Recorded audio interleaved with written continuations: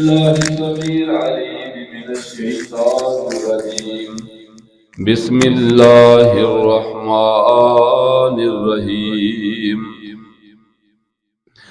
إن الذين يؤذون الله ورسوله لعنهم الله في الدنيا والآخرة وأعد لهم عذابا مهينا.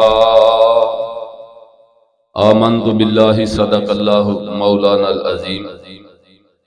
واجب الاحترام سامعین اکرام، حضور علیہ السلام کی ذات اقدس اتنی مقدس ہے کہ اگر کوئی شخص حضور علیہ السلام کی شان میں گستاخی کرتا ہے تو کائنات کی ہر چیز اس سے نفرت کرتی ہے، زمین و آسمان اس سے نفرت کرتے ہیں، حتیٰ کہ کیا چرند پرند ہر چیز جو ہے اس سے نفرت کرتی ہے، دنیا میں بسنے والے جانور بھی اس سے نفرت کرتے ہیں. وہ اتنا عذاب کا مستحق شخص ہے جو حضور علیہ السلام کی شان میں گستاخی کرے، کیونکہ اللہ رب العزت فرماتے ہیں کہ سب سے زیادہ عزتوں والا اللہ ہے، اللہ کے بعد اس کے رسول، پھر اس کے مومنین بندے جو ہیں وہ عزتوں والے ہیں.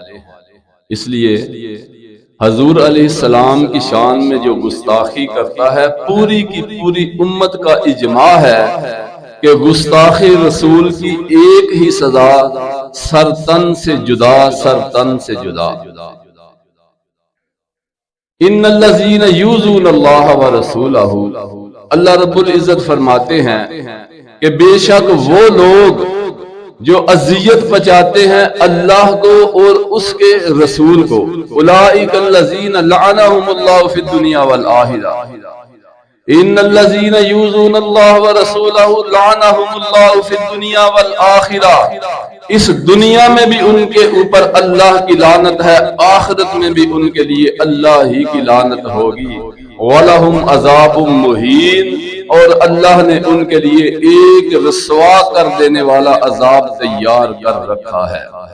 دیکھیے حرم پاک کتنی اعلیٰ جگہ ہے کہ حضور علیہ السلام نے فرمایا کہ وہاں نہ کوئی شکار کر سکتا ہے، نہ لڑائی جھگڑا کر سکتا ہے، کسی کو مار نہیں سکتے، لیکن حضور علیہ السلام نے گستاخ رسول کے لیے یہ آرڈر جاری کیا تھا کہ اگر یہ بیت اللہ کے غلاف کے ساتھ بھی چمٹے ہوں گے، بیت اللہ کے ساتھ بھی لگے ہوں گے، تو ان لوگوں کو معاف نہ کیا جائے، ان لوگوں کو قتل کر دیا جائے.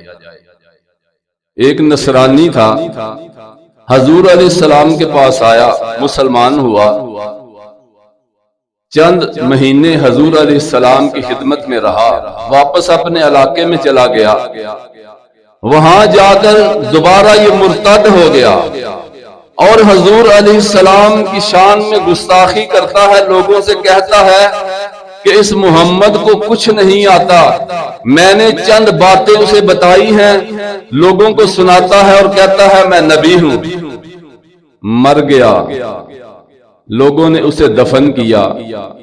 اگلے دن دیکھا تو اس کی جو غلیظ لاش تھی، جستے ناپاکی جو تھا، وہ قبر سے باہر پڑا ہوا تھا. لوگوں نے سوچا کہ یقیناً مسلمانوں کے نبی کی یہ گستاخی کیا کرتا تھا، مسلمانوں نے اسے باہر پھینک دیا ہوگا. لیکن دوبارہ قبر کو زیادہ گہرا کیا، اسے دوبارہ دفن کیا. اگلے دن دیکھا تو اس کی ناپاک لاش پھر قبر سے باہر پڑی ہوئی تھی. اب انہیں تھوڑا سا سسپینس بھی ہوا، شک بھی پڑا، لیکن پھر انہوں نے کہا یہ مسلمانوں نے ہی یہ کام کیا ہوگا. پھر تیسرے دن کہا کہ قبر کو اتنا گہرا کرو کہ کوئی اس کو باہر نہ نکال سکے. قبر کو بہت زیادہ گہرا کیا گیا. اسے جب دفن کیا، اس مٹی نے کہا کہ میں اس گستاخ رسول کو قبول نہیں کروں گی. مٹی نے اسے پھر باہر پھینک دیا. اب انہیں پتا چلا، کہنے لگے کہ یقیناً یہ یہی بات ہے کہ یہ شخص حضور علیہ السلام کی شان میں گستاخی کرتا تھا، آج اسے مٹی بھی قبول نہیں کر رہی. یہ اللہ کی لعنت اس دنیا میں بھی ایسے شخص کے لیے ہے، اس کے لیے کوئی حرم نہیں ہے، اللہ نے اس کے لیے ذلیل و رسوا کر دینے والا عذاب بھی تیار کر رکھا ہے، اور چرند پرند کائنات کی ہر چیز اس سے نفرت کرتی ہے۔ ایک عیسائی پادری تھا، وہ بھی حضور علیہ السلام کی شان میں گستاخی کیا کرتا تھا، آج بھی گستاخی کر رہا ہے۔ وہاں کھڑا آقا کریم صلی اللہ علیہ وسلم کے خلاف وہ بکواس کر رہا ہے۔ وہاں ایک کتا تھا، اس کتے نے اس کے اوپر حملہ کر دیا، اسے زخمی کر دیا۔ لوگوں نے کہا کہ تو مسلمانوں کے نبی کی شان میں گستاخی کرتا ہے، اس لیے اس جانور نے تیرے اوپر حملہ کیا ہے۔ کہنے لگا اس جانور کا اس بات سے کیا تعلق ہے؟ اصل بات یہ ہے کہ میں باتیں کر رہا تھا، میرے ہاتھ کا اشارہ اس کی طرف گیا اور کتے نے مجھے کاٹنے کے لیے میرے اوپر حملہ کر دیا۔ جو آپ سوچ رہے ہو وہ نہیں ہے۔ وہیں پہ کھڑا دوبارہ اس نے آقا کریم صلی اللہ علیہ وسلم کی شان میں گستاخی شروع کی۔ اب کے بعد وہ بندھا ہوا کتا رسی چھڑا کر اس کے اوپر اتنے زور سے حملہ کیا کہ اسے شہرگ سے پکڑ لیا، اس وقت تک اسے چھوڑا نہیں جب تک اسے جہنم واصل نہیں کر لیا۔ اللہ کے جانور بھی جو ہے وہ بھی اس شخص سے نفرت کرتے ہیں۔ مجھے میرے ایک دوست تھے، وہ کہنے لگے کہ آپ توہین رسالت پہ بات کیجیے گا، کیونکہ ہمارے ملک کے اندر اس قانون کی آڑ میں لوگ اپنے بدلے لیتے ہیں، اور یہ حقیقت بات ہے۔ توہین رسالت اگر کوئی کرے تو کوئی اس میں کوئی شک نہیں کہ وہ سزائے موت کا مستحق ہے، پوری امت کا اجماع ہے۔ لیکن کیا ایک آدمی خود یہ فیصلہ کر سکتا ہے کہ اس نے توہین کی، اسے پکڑا، جہاں دل چاہا اسے پکڑا اور قتل کر دیا؟ آپ کا کون سا شہر ہے جس میں ایسے واقعات نہیں ہوئے؟ سیالکوٹ میں ایک یا 2 سال ہوئے وہ سری لنکن کو پکڑ کے قتل کر دیا، حالانکہ اسے پتا بھی نہیں تھا کہ وہ کیا کر رہا ہے۔ گجرانوالہ میں ایک حافظ قرآن تھے، وہ قرآن پڑھ رہے تھے، ان کے ہاتھ سے قرآن گرا، ہمسائی نے لوگوں کو جا کے بتا دیا، لوگوں نے اسے قتل کر دیا۔ دیکھیے جی، حافظ قرآن ہے، وہ قرآن کی توہین کر رہا ہے۔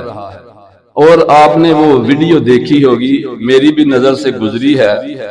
اصل میں یہاں کے نام نہاد مولوی جو ہیں، چھوٹی چھوٹی باتوں پہ ایک دوسرے کے اوپر، وہ اس کو کہتا ہے تو مشرک ہے، وہ کہتا ہے تو گستاخ رسول ہے، وہ کہتا ہے تو کافر ہے۔ یہ فتوے اگر ان مولویوں کے لگائے ہوئے فتووں پہ اگر عوام چلے تو کیا اس ملک کے اندر خانہ جنگی نہیں لگ جائے گی؟ ایک مولوی جنازہ ہے وہاں اعلان کرتا ہے کہ اگر کوئی یہاں دیوبندی اور وہابی موجود ہے تو یہ ایک نیک آدمی کا جنازہ ہے، وہاں اسے شرکت کی اجازت نہیں ہے، وہ یہاں سے چلا جائے۔ پھر ریپیٹ کرتا ہے اپنے الفاظ، کہتا ہے کہ اگر کوئی گستاخ رسول، ساتھ یہ لفظ استعمال کرتا ہے، اگر کوئی گستاخ رسول جو ہے وہ دیوبندی اور وہابی اس جنازے میں موجود ہے وہاں سے چلا جائے۔ اگر اس نے اس جنازے میں شرکت کی تو پھر اپنے نقصان کا ذمہ دار وہ خود ہوگا۔ جہاں ایسے نام نہاد مولوی ہوں گے تو ملک کے اندر فساد برپا ہوگا کہ نہیں؟ اقبال نے تو کہا تھا، تعصب چھوڑ ناداں دہر کے آئینہ خانے میں، یہ تصویریں ہیں تیری جنہیں سمجھا ہے برا تو نے، قانون تو یہ تھا کہ کی محمد سے وفا تو نے تو ہم تیرے ہیں۔ آج محمد سے وفا کرنے والوں کو بھی تم اگر گستاخ رسول، مشرک اور کافر کہو گے تو پھر اس معاشرے کا کیا بنے گا؟ یہ ہمارے ملک کا، ہمارے معاشرے کا ایک بہت بڑا المیہ ہے۔ دیکھیے، ان سے کہا جائے کہ بھائی اپنے ہاتھ میں قانون نہ لو تو آگے سے بڑی دلیلیں پیش کرتے ہیں۔ غالباً وہ تینری تھی ایک مرید کے یا کاموگی کے درمیان، وہاں مالک اور مزدور کے درمیان تلخ کلامی ہوئی، مالک غصے میں آ گیا، اس نے اس کو کچھ مارنا چاہا، اس کے ہاتھ میں کچھ نہیں آیا، وہاں ایک کیلنڈر پڑا ہوا تھا، اس نے اسے وہ زور سے مار دیا، کیلنڈر نیچے گر گیا، اس کے اوپر غالباً کوئی آیت لکھی ہوئی تھی یا نبی پاک صلی اللہ علیہ وسلم کا نام اس میں گرامی لکھا ہوا تھا۔ اب یہ شخص وہاں سے اٹھا، گاؤں اس کا ساتھ تھا، اس مولوی کو جا کے کہتا ہے کہ وہاں نبی کا گستاخ بیٹھا ہوا ہے، اس نے یہ کیا ہے۔ اب اگر وہ عالم ہوتا، وہ نام نہاد مولوی نہ ہوتا، تو اسے اس بات کا علم ہونا چاہیے تھا کہ قرآن نے مسلمانوں کے لیے یہ حکم جاری کیا ہے، یا ایھا الذین آمنوا ان جاءکم فاسق بنبأ فتبینوا، اگر تمہارے پاس کوئی فاسق خبر لے کر آ جائے تو پھر اس کی اچھی طرح سے تحقیق کر لیا کرو، چھان بین کر لیا کرو۔ لیکن یہاں کہاں، یہاں تو ہمارا قانون ہے۔ اس نے سپیکر کھولا، اعلان کر دیا کہ وہاں نبی کی گستاخی ہو رہی ہے، لوگ بھی اسی طرح کے، کسی نے نہیں پوچھا، اس کی ٹینری کو جلا دیا گیا، اسے قتل کر دیا گیا۔ دیکھیے اگر اس طرح ایک ہی شخص یہ اپنے فیصلے سنائے گا تو پھر یہاں تو حسد اور تعصب اور انا پرستی جو ہے وہ بڑھتی جائے گی۔ قوانین یہ ہیں، ہمارے پاس قوانین موجود ہے، اگر کوئی گستاخی کرتا ہے اس بات میں سارے کے سارے متفق ہیں کہ وہ سزائے موت کا حقدار ہے، لیکن قانون کے حوالے کیجیے اسے، کہتے ہیں جی قانون اسے چھوڑ دیتا ہے۔ اچھا بھائی، اگر کسی کی کوئی دلیل سن کے اسے چھوڑ دیتا ہے، کسی نے گستاخی نہیں کی، تو پھر آپ کو اعتراض نہیں ہونا چاہیے۔ اور اگر چھوڑ دیتا ہے، آپ نے تو اپنی ذمہ داری پوری کر دی، اگر کوئی چھوڑ دیتا ہے اس بات کے باوجود کہ توہین رسالت اس پہ ثابت ہو چکی، تو اللہ کی قسم اسے چھوڑنے والا بھی حضور علیہ السلام کی شان میں گستاخی کا مستحق ہے۔ اس نے بھی حضور علیہ السلام کی شان میں گستاخی کی، اور حضور علیہ السلام کی شان میں گستاخی کرنے والے کا انجام آپ اپنی نظروں سے دیکھتے ہو۔ حضور علیہ السلام کا سکا چچا ابو لہب، حضور علیہ السلام نے جب پہلی دفعہ لوگوں کو اکٹھا کیا، اعلان کیا قولوا لا الہ الا اللہ تفلحوا، لوگوں لا الہ الا اللہ پڑھ لو فلاح پا جاؤ گے، کہنے لگا تبت لک یا محمد، تو نے ہمیں اس لیے بلایا تھا تیرے ہاتھ ٹوٹ جائیں، تو نے یہ لا الہ الا اللہ کی دعوت دینے کے لیے بلایا تھا، گستاخیاں کرتا ہوا وہاں سے چلا گیا، اور اتنا دشمن تھا حضور علیہ السلام کا کہ آقا کریم صلی اللہ علیہ وسلم کا بیٹا رحلت فرما گیا، خوشی سے لوگوں کو جا کر کہتا ہے آج محمد ابتر ہو گیا۔ اللہ نے کہا ان شانیہ کا ہوا الابتر، اے میرے نبی میں نے تو تیرا ذکر ورفعنا لک ذکرک، میں نے تو تیرے ذکر کو بلند کر دیا ہے، تیری شان میں جو گستاخی کرے گا ان شانیہ کا ہوا الابتر، وہی جو ہے ذلیل و رسوا ہوگا، وہی ابتر ہوگا، وہی بے نام و نشان ہوگا۔ جب تک میرا نام کائنات میں پکارا جائے گا، تیرا نام بھی پکارا جائے گا۔ حضور علیہ السلام کا یہ اتنا بدترین دشمن تھا، بدر کے مقام پہ نہیں گیا، بزدل تھا، ڈرتا تھا،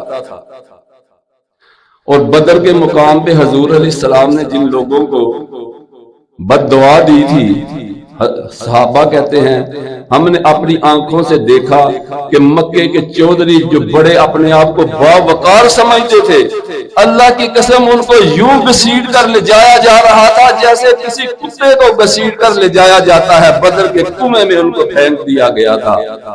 ابھی بدر کے دن 30 یا 25 دن گزرے تھے کہ ابو لہب کے جسم پہ ایک پھنسی ہوئی، اللہ نے اسے کہا تھا تبت یدا ابی لہب وتب ما اغنا عنہ مالہ وما کسب، تیرے ہاتھ ابو لہب ٹوٹ جائے، نہ تیرا مال نہ تیرا کاروبار تیرے کام آئے گا۔ اس کو پھنسی نکلی، اس کے بیٹوں نے اسے گھر سے نکال دیا کہ اس سے بدبو آتی ہے، گھر سے باہر نکال دیا، وہیں تڑپ تڑپ کر یہ مر گیا ذلیل و رسوا ہوتے ہوئے۔ 3 دن تک اس کی لاش وہیں پہ پڑی رہی، لوگ اس کے قریب سے گزرتے اپنا منہ لپیٹ لیتے، جیسے کوئی کتا پڑا ہو تو لوگ کہتے ہیں اس کی بدبو سے بچنے کے لیے کسی نے آ کر کہا اس کے بیٹوں سے تمہارا باپ دیکھو اس کی لاش گل سڑ رہی ہے، اس کا کچھ کرو۔ حبشیوں کو بلایا گیا، اسے ہاتھوں سے دفن نہیں کیا، ایک گڑا نکالا گیا اور لکڑیوں کے ساتھ اسے اس میں گھسیٹ کر پھینک دیا گیا۔ حضور علیہ السلام کی شان میں گستاخی کرنے والے کو تو اللہ بھی نہیں چھوڑی۔ دیکھیے حضور علیہ السلام کا ایک بہت بڑا گستاخ، اس کا نام ہے عبداللہ بن ابی۔ ساری زندگی حضور علیہ السلام کو تنگ کرتا رہا اور آج کہتا ہے، یقولون کہتا ہے لئن رجعنا الی المدینہ لیخرجن العز منها الاذل، کہ یہ جو مکے سے آئے مہاجر ہیں یہ بھی ان کا نبی بھی نعوذ باللہ من ذالک یہ تو ذلیل ہیں، ہم عزتوں والے تو ہم ہیں، اب ہم مدینے سے جا کر ان کو نکال دیں گے۔ اتنی بکواس کرتا ہے، حضرت عائشہ کے خلاف الزام تراشی کرنے والا، حضور علیہ السلام کو ساری زندگی تنگ کرنے والا، یہ عبداللہ بن ابی آج مرنے کے قریب آ گیا۔ اپنے بیٹے سے کہنے لگا محمد سے کہنا کہ میرا جنازہ پڑھا دے، مر گیا۔ اب حضور علیہ السلام تو رحمت للعالمین تھے، ہر ایک کے لیے دعائے مغفرت کرتے تھے، وہ چاہتے تھے کہ آگ میں کوئی نہ جائے۔ آج حضور علیہ السلام نے اس کا جنازہ پڑھانے کے لیے نکلے، اپنا لب مبارک اس کے منہ میں ڈالا، اپنی قمیص مبارک اتار کر اس کو پہنا دی کہ کہیں یہ اللہ کے عذاب سے بچ جائے، اللہ کے آگے دعا کے لیے کھڑے ہوئے۔ یقیناً حضور علیہ السلام نے تو معاف کر دیا، لیکن اللہ نے کہا یہ تیرا گستاخ ہے، اے محمد میں اسے معاف نہیں کر سکتا۔ حالانکہ میرا مصطفیٰ تو وہ ہے کہ جب اللہ کے آگے ہاتھ اٹھاتا ہے آپ کے ہاتھ بعد میں واپس آتے ہیں، اللہ ان کی دعاؤں کو قبول کر لیتا ہے۔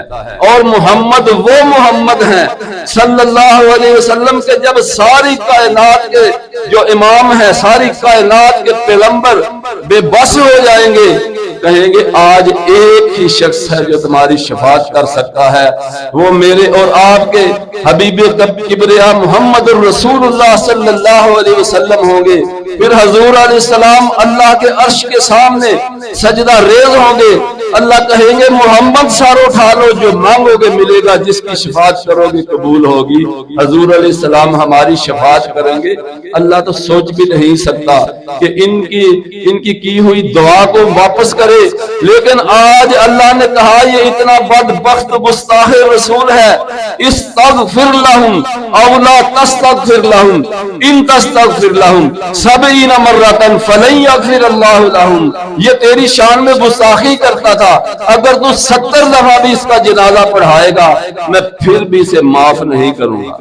حضور علیہ السلام اتنے رحیم تھے، کہنے لگے اگر مجھے یقین ہو تو میں اس کا 71 دفعہ بھی جنازہ پڑھانے کے لیے تیار ہوں، لیکن اللہ نے ایک پھر ایسا قانون پاس کر دیا کہ جنازہ پڑھانے کی بات تو دور ہے، وَلَا تُصَلِّ عَلَىٰ أَحَدٍ مِّنْهُمْ مَاتَ أَبَدًا وَلَا تَقُمْ عَلَىٰ قَبْرِهِ، آپ کو ان کے لیے دعا کرنے کی بھی ضرورت نہیں ہے، ان کی قبر کے اوپر کھڑا ہونے کی بھی ضرورت نہیں ہے۔ جو گستاخ رسول ہوگا اس دنیا میں بھی لعنت، آخرت میں بھی اس کے لیے لعنت ہے، اس کے لیے عذاب مہین ہے۔ اور یہ بات درست ہے کہ جب کوئی حضور علیہ السلام کی شان میں گستاخی کرے تو انسان سے برداشت تو نہیں ہوتی۔ یہی ہمارے ایمان کا تقاضا ہونا چاہیے کہ نہ کٹ مروں جب تلک میں خواجہ یثرب کی عزت پر، خدا شاہد ہے کہ کامل میرا ایمان ہو نہیں سکتا، وما علینا الا البلاغ المبین۔ For more good videos, please like and share this video. Thank you for watching.